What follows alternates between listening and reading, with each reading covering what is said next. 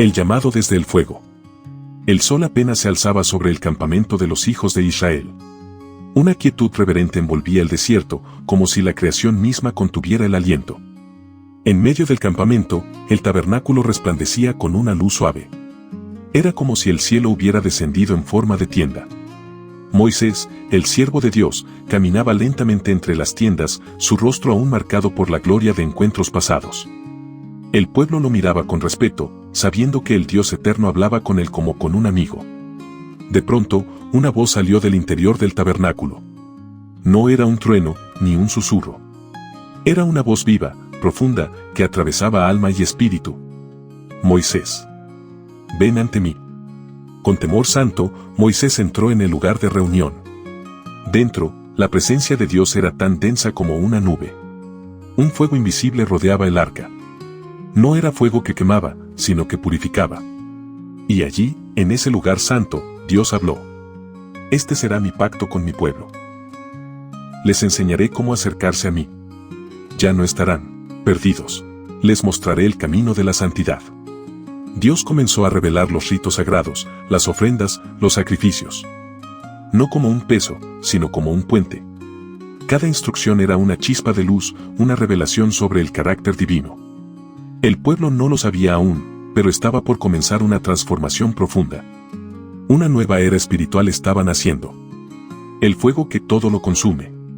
Mientras Moisés permanecía en el tabernáculo, el Altísimo le habló con palabras llenas de misterio y propósito. Habla a los hijos de Israel y diles, cuando alguno de vosotros traiga ofrenda a Jehová, ofrecerá un animal sin defecto, de entre el ganado vacuno, ovino o caprino.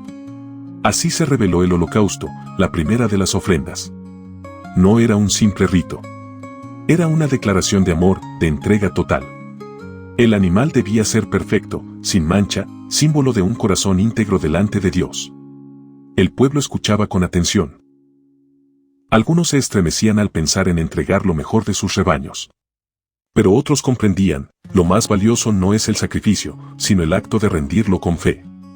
Los sacerdotes, recién consagrados, fueron instruidos paso a paso, cómo derramar la sangre, cómo encender el fuego, cómo presentar cada parte del animal. Era un acto solemne, lleno de reverencia. El humo del holocausto subía como aroma agradable a los cielos. Cada llama era una oración silenciosa. Cada chispa, una esperanza de reconciliación. El pueblo empezó a comprender que no se trataba solo de reglas, sino de restaurar la relación con un Dios que es fuego consumidor, pero también ternura infinita. Y en ese fuego, aprendieron que entregarse por completo no es perderse, sino encontrarse en lo divino.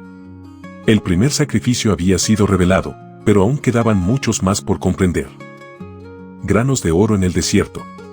Mientras el humo del holocausto seguía elevándose al cielo, la voz de Dios volvió a resonar en el tabernáculo. Si alguno ofrece ofrenda de cereal a Jehová, será flor de harina, y la rociará con aceite. Y pondrá sobre ella incienso. Moisés se inclinó, entendiendo que no todo sacrificio debía tener sangre. Había otro tipo de ofrenda, una que brotaba de la gratitud. En las tiendas del pueblo, mujeres molían grano, amasaban con manos sabias y humildes. Lo ofrecían como quien da gracias por el pan diario, como quien reconoce que todo lo bueno proviene del cielo. La ofrenda de cereal no era ruidosa ni espectacular. No ardía con llamas intensas, pero su aroma, mezcla de harina, aceite y oración, llegaba con dulzura hasta el corazón de Dios. Cada grano entregado hablaba de provisión. Cada pizca de incienso representaba la devoción del alma sencilla que dice: gracias, Señor, por no dejarme faltar lo esencial. Y así, entre cenizas y harina, fuego y incienso, el pueblo aprendía que adorar no era solo pedir, sino también agradecer. Pero aún había más. El siguiente sacrificio no hablaba de entrega ni de gratitud, sino de paz, de comunión profunda entre el cielo y la tierra. La mesa de la paz. El viento del desierto soplaba suave, y entre las tribus se sentía algo diferente. No temor, no urgencia, sino paz. Moisés salió del tabernáculo con un nuevo mensaje sagrado. Cuando alguien ofrezca sacrificio de paz, sea por agradecimiento o para cumplir un voto, deberá presentarlo con alegría y con el corazón limpio. La ofrenda de paz no era solo un ritual. Era una fiesta sagrada. La carne del animal no se quemaba por completo. Una parte era ofrecida al Señor, otra al sacerdote, y el resto se compartía con la familia. Era un momento de unidad. Padres, hijos, abuelos y vecinos se reunían a comer juntos ante la presencia de Dios. No había prisas, ni quejas, ni preocupaciones. Solo comunión, gratitud y gozo. Los niños corrían entre las tiendas con risa libre, los ancianos bendecían al Altísimo con manos alzadas, y los sacerdotes recibían sus porciones con rostros llenos de paz. Porque el mensaje era claro. Dios no solo quiere sacrificios, quiere relación. Quiere sentarse a la mesa con su pueblo, como un padre que ama, como un rey que celebra con sus hijos. Esa tarde, mientras el fuego crepitaba y el pan era partido, el cielo y la tierra se tocaron por un instante. Pero no todos los sacrificios venían acompañados de alegría. Algunos nacían del dolor, de la conciencia quebrantada. Lágrimas sobre el altar. No todas las almas llegaban al tabernáculo con gratitud o gozo. Algunas lo hacían con el corazón roto, la mirada baja, la culpa pesando en los hombros como una piedra. Moisés, con voz firme y compasiva, transmitió lo que Dios le había dicho. Si alguno pecare por error contra cualquiera de los mandamientos de Jehová, traerá por su pecado una ofrenda. Un macho cabrío sin defecto. Era la ofrenda por el pecado, y su significado era tan profundo como su dolor. No era espectáculo ni ceremonia vacía. Era el clamor de un alma que deseaba volver a empezar. Los pecadores venían en silencio. Se acercaban al altar, colocaban sus manos sobre el animal y confesaban su falta. En ese acto se transfería simbólicamente la culpa. Y luego, el sacrificio era ofrecido, no por orgullo, sino por redención. La sangre no solo manchaba el altar, limpiaba el alma. Los sacerdotes, guiados por instrucciones precisas, realizaban el rito con solemnidad. No juzgaban. No interrogaban. Solo mediaban entre la justicia de Dios y la misericordia que Él mismo ofrecía. Era como si el cielo dijera: has caído, pero aún puedes volver. Tu error no te define. Mi perdón es más grande. Y así, el pueblo aprendía que no hay santidad sin sinceridad. Y que el arrepentimiento abre las puertas de la restauración. Pero a veces, el error no era tan grave, y sin embargo. La voz de la conciencia. A veces no hay testigos. Nadie vio. Nadie escuchó. Pero la conciencia sí. Y cuando habla, el alma no puede descansar hasta hacer lo correcto. Dios, en su infinita sabiduría, instruyó a Moisés sobre un tipo especial de sacrificio. La ofrenda por la culpa. Si alguno pecare e hiciere contra alguno de los mandamientos de Jehová cosas que no se han de hacer, traerá por su culpa un carnero sin defecto. Este sacrificio no se hacía por actos escandalosos, sino por faltas ocultas, daños menores, promesas rotas o silencios que deberían haber sido verdades. Era un llamado a la honestidad interior. Quien ofrecía esta ofrenda no solo buscaba el perdón, también debía reparar el daño hecho. Si se había tomado algo ajeno, se debía devolver con un extra. Si se había mentido, debía confesarse. Porque para Dios, la restauración no es solo espiritual, también es práctica y justa. El altar se convirtió entonces en un lugar de integridad. Allí no llegaban solo los grandes pecadores, sino los valientes. Los que querían vivir en paz con Dios, pero también con los hombres. Y mientras la ofrenda ardía, muchos corazones hallaban algo más valioso que el perdón. La paz interior. Los sacrificios habían sido establecidos. Las instrucciones eran claras. Pero ahora, Dios llamaba a un nuevo paso. Consagrar a los hombres que ministrarían delante de Él. Ungidos para servir. El desierto se llenó de un silencio expectante. Era el día señalado. Un día que quedaría marcado para siempre en la historia del pueblo de Dios. Dios habló a Moisés con precisión. Toma a Aarón y a sus hijos, las vestiduras, el aceite de la unción, y reúne a toda la congregación a la puerta del tabernáculo. El pueblo se congregó en torno al santuario, los ojos fijos en los escogidos, Aarón y sus 4 hijos, Nadab, Abiú, Eleazar y Itamar. Vestidos con túnicas blancas, con cintos y mitras sagradas, los sacerdotes estaban allí no por linaje solamente, sino por llamado. Unción, santidad y responsabilidad serían su herencia. Moisés lavó sus cuerpos con agua pura, símbolo de limpieza total. Luego vistió a Aarón con el efod bordado en oro, el pectoral con las piedras preciosas y la corona en la frente que decía: Santidad a Jehová. Entonces, con manos temblorosas de reverencia, vertió sobre su cabeza el aceite de la unción, que descendió como río dorado por su barba, sellando el llamado divino. El pueblo contenía el aliento. Era como presenciar el cielo tocar la tierra. Desde aquel día, Aarón y sus hijos serían los puentes entre lo humano y lo eterno. No serían perfectos, pero sí apartados. Serían la voz en el altar, el rostro compasivo del perdón, los guardianes del fuego santo. La ceremonia no había terminado. El tabernáculo debía ser testigo de una ofrenda muy especial. El sacrificio de consagración, el primero presentado por los nuevos sacerdotes, también debía ser reconocido. A continuación, una ofrenda para cuando la conciencia susurra suavemente que algo no está bien. El compromiso sellado con sangre. Aún con el aceite resplandeciente sobre su piel, Aarón se acercó al altar por primera vez como sumo sacerdote. Junto a él, sus hijos lo seguían con el corazón encendido de temor santo. El momento había llegado. Moisés les entregó instrucciones precisas. El sacrificio que iban a ofrecer no era solo simbólico. Era un acto irrevocable. Hoy os consagráis a Jehová. Este será vuestro servicio perpetuo. Un novillo fue traído. No para el pueblo. Esta vez, era por ellos mismos. Porque quien sirve a Dios, debe primero purificarse ante Él. El altar se tiñó de rojo. La sangre corría por las esquinas como un pacto eterno. La grasa del animal fue colocada cuidadosamente en el fuego. El humo ascendía, llevando consigo la entrega absoluta de quienes ahora serían siervos del santuario. Pero no todo fue quemado. Moisés tomó parte del sacrificio, cocido a fuego lento, y lo puso en las manos de Aarón y sus hijos. Comed de esta carne en lugar santo.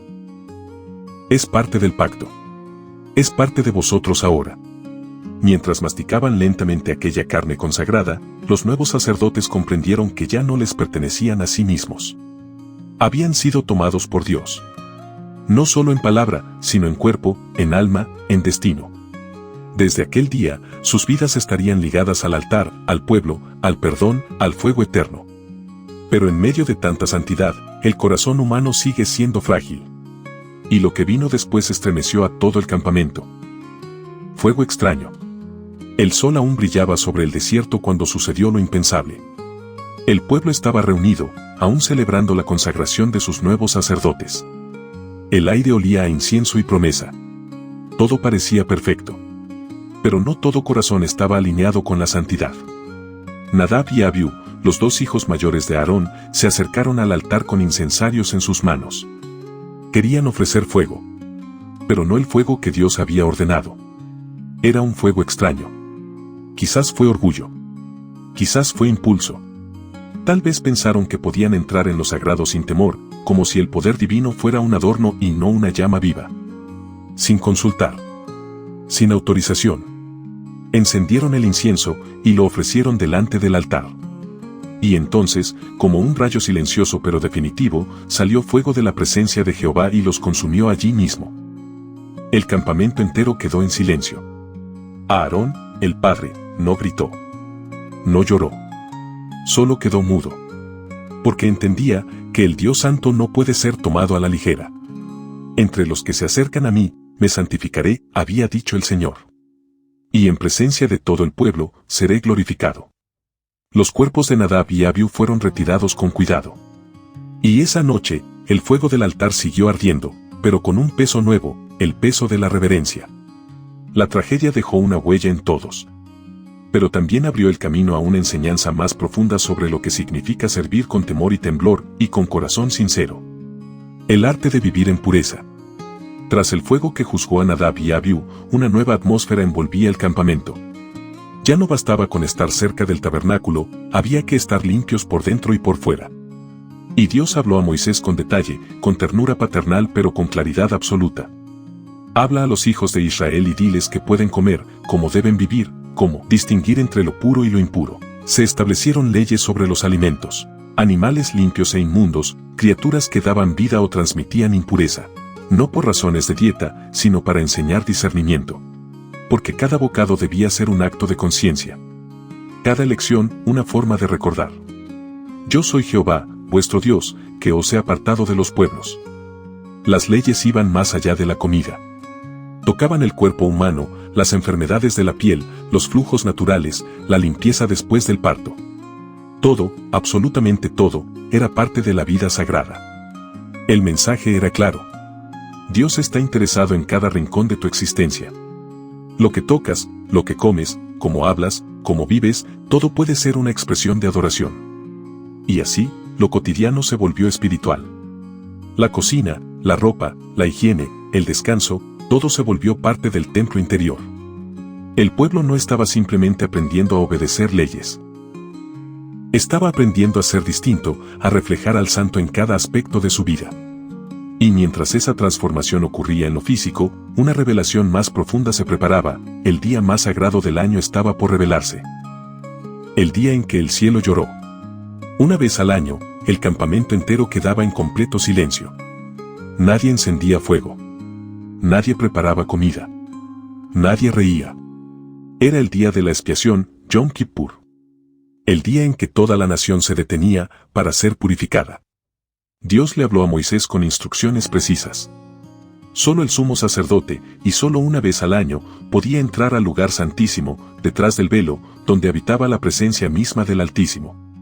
Aarón debía bañarse, vestirse con lino puro, ofrecer sacrificios por sí mismo y por el pueblo. Llevaba la sangre en un recipiente y temblando de temor santo, entraba con ella ante el arca del pacto. Allí, en medio de la oscuridad y la gloria, rociaba la sangre sobre el propiciatorio. Y en ese instante, el juicio se suspendía, el perdón descendía, y los pecados de una nación entera eran cubiertos por la gracia. Pero eso no era todo. Afuera, un chivo vivo era presentado.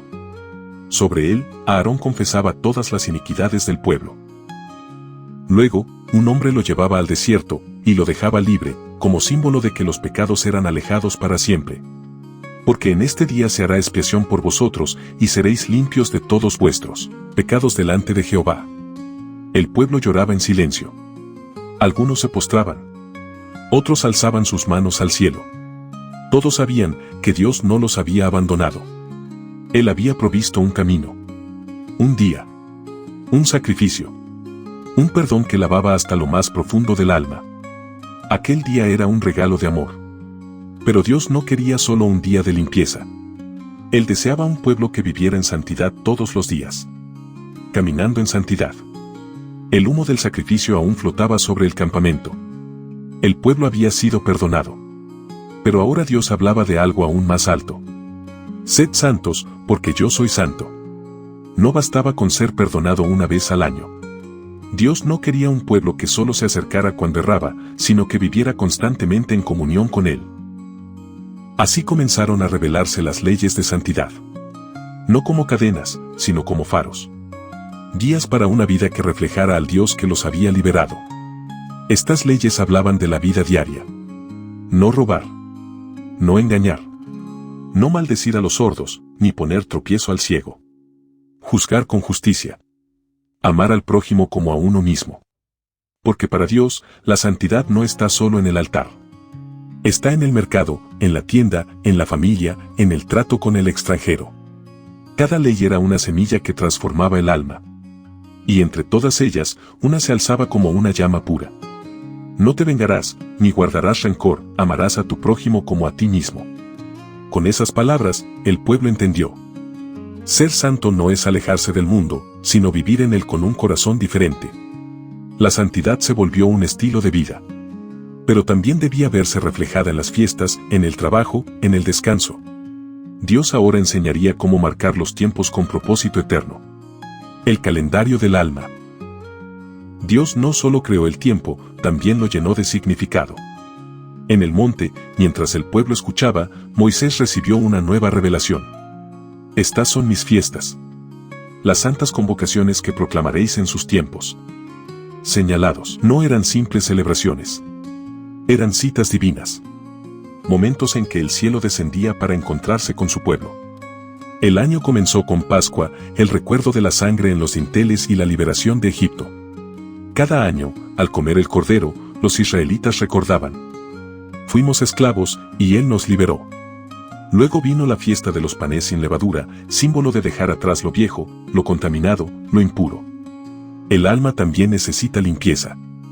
Después, las primicias, la primera espiga de la cosecha se levantaba al cielo, como diciendo: todo lo que tengo es tuyo, Señor. Pentecostés, 50 días más tarde, celebraba la abundancia, el pacto, la palabra revelada. Era una fiesta de gratitud y comunidad.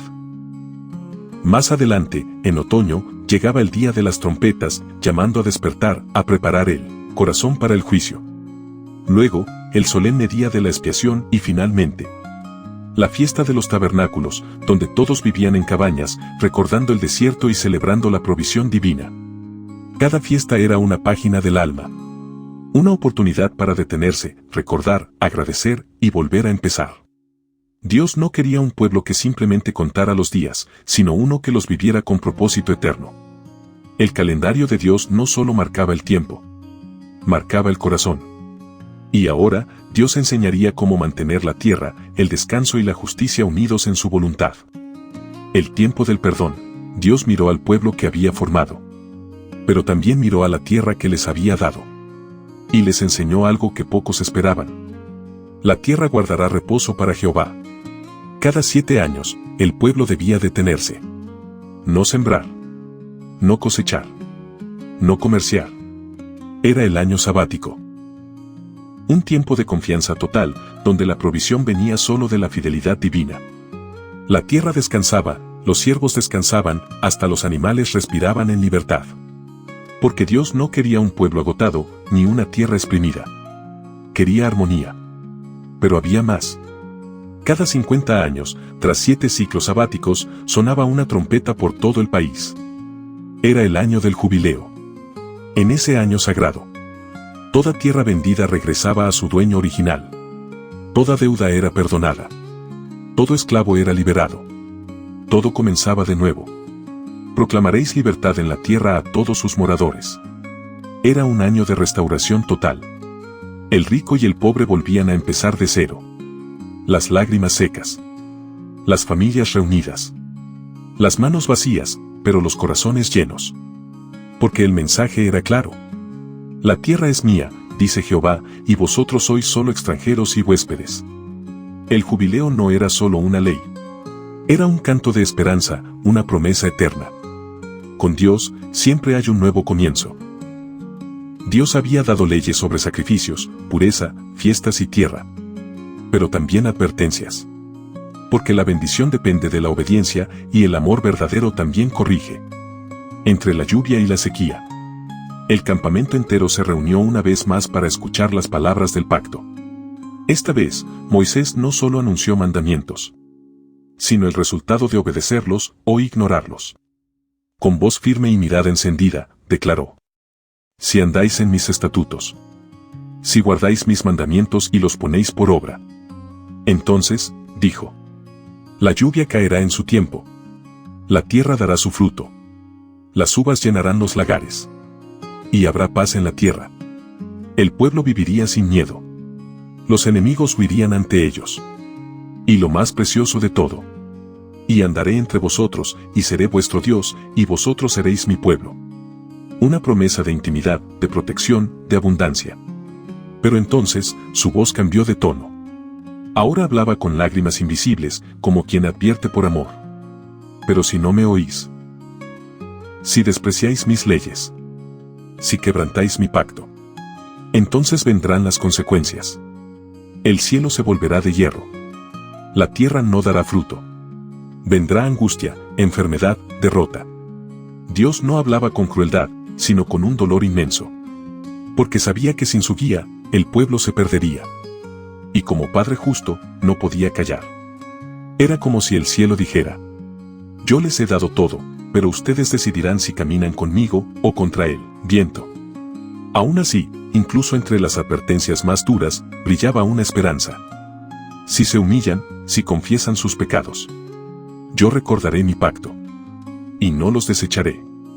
Su amor era más fuerte que su enojo. Su fidelidad, más grande que el error del pueblo. El pacto estaba completo. Pero faltaba una última instrucción. Una señal personal, una entrega voluntaria. Un símbolo del corazón rendido. Lo que el corazón ofrece. Dios había establecido las leyes. Había revelado el camino de la santidad, el calendario divino, el perdón, la justicia. Y entonces, como un susurro lleno de ternura, añadió: si alguno hiciere voto a Jehová, lo cumplirá según su palabra. Ya no hablaba de ofrendas obligatorias. No era un mandato. Era una puerta abierta para los corazones agradecidos. Eran las ofrendas voluntarias. Promesas hechas por amor. Actos de gratitud personal, de consagración, de honra espontánea. Una mujer podía ofrecer parte de sus ganancias. Un hombre, una porción de su tierra. Un joven, el fruto de su trabajo. Una anciana, sus joyas más preciadas. Dios no exigía estas cosas, pero las recibía con gozo, como un padre que ve a su hijo venir corriendo con un dibujo, no perfecto, pero lleno de amor. Estas ofrendas tenían valor espiritual, no comercial. Y no importaba si eran grandes o pequeñas. Lo importante era que salieran de lo más profundo del alma. Porque cuando un pueblo ama a su Dios, no pregunta cuánto tengo que dar, sino qué más puedo ofrecerte. Y así, el libro de Levítico, que comenzó con fuego, sacrificio y leyes, se acerca a su fin con un canto libre. El canto de los que aman a Dios con todo su ser. El pacto eterno. El pueblo había escuchado leyes, ofrecido sacrificios, celebrado fiestas, llorado, ayunado, danzado. Había aprendido a caminar en santidad. Y ahora, al final del camino, Dios les habló una vez más. No para mandar. No para corregir. Sino para recordar. Yo soy Jehová vuestro Dios, que os saqué de la tierra de Egipto para ser vuestros dioses. No los despreciaré, no los desecharé. Aun si pecaban, aun si caían, aun si la tierra quedaba en ruinas y el templo en silencio. Dios jamás olvidaría su pacto. No era un contrato entre iguales. Era un compromiso de amor, sellado con fuego, sangre y misericordia. Dios los había formado desde la nada. Había caminado con ellos por el desierto. Había alimentado su cuerpo con maná y su alma con palabra viva. Él era su herencia. Y ellos, su especial tesoro. Y aunque sabía que fallarían, porque eran humanos, también sabía que habría siempre un remanente. Un corazón que volvería a casa. Una oración que rompería el cielo. Una lágrima que restauraría la alianza. El pacto no estaba escrito solo en tablas. Estaba escrito en el corazón del Dios viviente. El pueblo era libre para elegir. Pero Dios ya había elegido. Y los había elegido a ellos. Enseña a los que vendrán. El desierto no sería eterno. Algún día, el pueblo cruzaría el Jordán. Tendrían casas, campos, ciudades. Ya no vivirían de maná, ni dormirían en tiendas. Pero Dios sabía que el mayor peligro no era el enemigo, sino el olvido. Por eso, Moisés recibió estas últimas instrucciones. Guardaréis todos mis estatutos y los pondréis por obra. Para que viváis en la tierra que yo os doy, y para que prolonguéis vuestros días sobre ella. Cada familia debía enseñar. Cada padre debía contar. Cada madre debía repetir. Los sacrificios, las fiestas, las leyes, las misericordias, todo debía ser contado con amor. No como una obligación pesada, sino como un legado sagrado. Cuando los niños preguntaran: ¿por qué encendemos el fuego? ¿Qué significa esta fiesta? ¿Por qué descansamos el séptimo año? Los padres responderían con gozo. Porque somos el pueblo de Dios. Porque un día fuimos esclavos. Y ahora somos libres. Dios no quería un pueblo religioso. Quería una familia eterna. Una nación que viviera cada día como si estuviera en su presencia. Una comunidad que no olvidara de dónde vino, ni quién lo salvó. El libro de Levítico estaba llegando a su fin. Pero la historia recién comenzaba. La sombra de lo eterno. Cada sacrificio, cada ley, cada fiesta, cada palabra. Todo lo que Dios reveló en el libro de Levítico no era un fin en sí mismo. Era una sombra. Un reflejo. Una promesa. El pueblo no lo sabía del todo aún. Pero cada vez que la sangre tocaba el altar. Cada vez que se encendía el fuego. Cada vez que el sacerdote entraba al lugar santísimo. Se estaba escribiendo una profecía. Porque un día, vendría un sacerdote mayor que Aarón. Uno sin pecado. Uno que no ofrecería sangre ajena, sino la suya propia. Y ese sacrificio no sería repetido cada día, cada año. Sería uno solo. Perfecto. Eterno. Y entró una vez para siempre en el lugar santísimo, habiendo obtenido eterna redención. Hebreos 9:12. El fuego del altar señalaba al fuego del Espíritu. La sangre del Cordero señalaba al Cordero de Dios. La expiación anual apuntaba a una cruz fuera del campamento. Levítico era una obra de arte divina, con cada pincelada guiando al alma hacia una verdad superior. Que Dios no solo desea morar en un templo hecho por manos, sino habitar en los corazones de quienes le aman. Y así, el libro que comenzó con sacrificios, termina con esperanza. La historia no termina aquí. Solo ha cambiado de forma. Porque el Dios de Levítico sigue llamando. Reflexión final. Hoy hemos recordado juntos una historia sagrada. Un viaje profundo al alma de Levítico, donde cada palabra, cada ley y cada sacrificio nos revela algo más grande, el amor inmenso de un Dios que nos llama a vivir con propósito y corazón limpio. Este no es solo un libro antiguo. Es un mensaje eterno. Una invitación a mirar tu vida con otros ojos. A descubrir lo sagrado en lo cotidiano. A dejarte transformar por la luz suave de la presencia divina. No necesitas ser perfecto. Solo necesitas estar dispuesto a abrir tu alma, a volver a casa, a caminar cada día con la certeza de que Dios está contigo. Yo creo que la espiritualidad no es algo reservado a unos pocos. Es para ti, para mí, para todo aquel que anhela paz, sentido y un amor que no falla. Así que te invito a reflexionar, a mirar dentro de ti y a vivir con más amor, más verdad y más conciencia. Y si esta historia tocó tu corazón, te pido que te suscribas al canal, comentes y compartas este video. Puede que alguien lo necesite. Puede que una sola palabra hoy encienda una llama en otra alma. Suscribirte no te cuesta nada. Y a nosotros nos ayudas muchísimo a seguir compartiendo sabiduría eterna. Gracias por estar aquí. Gracias por formar parte de esta comunidad que busca, siente y ama.